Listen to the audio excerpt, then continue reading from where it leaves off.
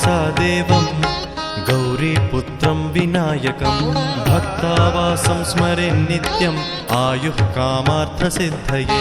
प्रणम्य शिरसा देवं गौरीपुत्रं विनायकं भक्तावासं स्मरे नित्यम् आयुः कामार्थसिद्धये।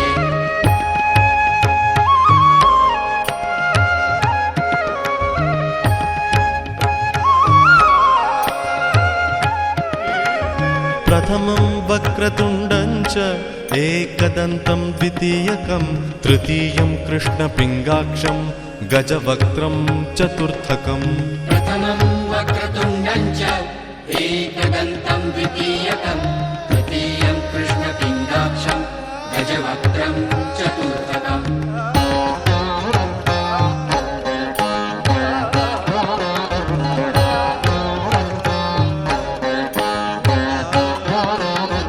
लम्बोदरं पञ्चमं च षष्ठं विकटमेव च सप्तमं विघ्नराजं च धूम्रवर्णं तथाष्टमम्।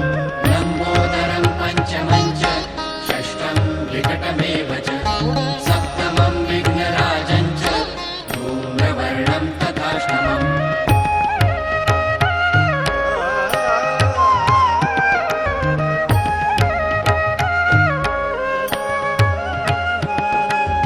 नवमं भालचन्द्रं च दशमं तु विनायकम् एकादशं गणपतिं द्वादशं तु गजाननम्। नवमं भालचन्द्रं च दशमं तु विनायकम् एकादशं गणपतिं द्वादशं तु गजाननम्।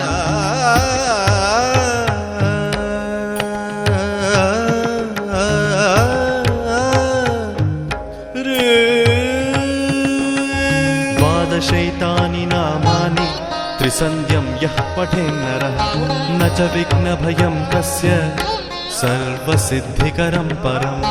द्वादशैतानि नामानि त्रिसन्ध्यं यः पठेन्नरः न च विघ्नभयं तस्य सर्वसिद्धिकरं परम्।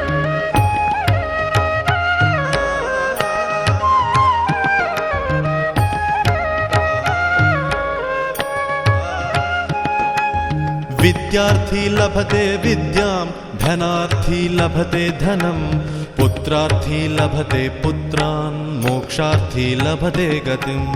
विद्यार्थी लभते विद्यां धनार्थी लभते धनं पुत्रार्थी लभते पुत्रान् मोक्षार्थी लभते गतिम्।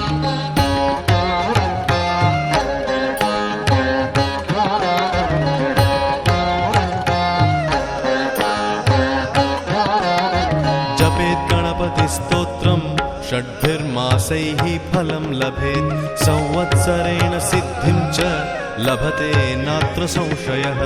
जपेत् गणपति स्तोत्रं षड्भिर्मासैः फलं लभेत् संवत्सरेण सिद्धिं च लभते नात्र संशयः।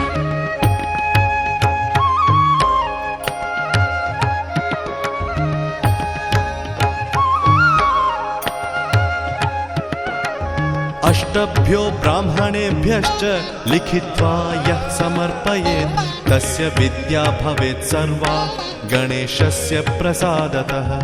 अष्टभ्यो ब्राह्मणेभ्यश्च लिखित्वा यः समर्पयेत् तस्य विद्या भवेत् सर्वा गणेशस्य प्रसादतः।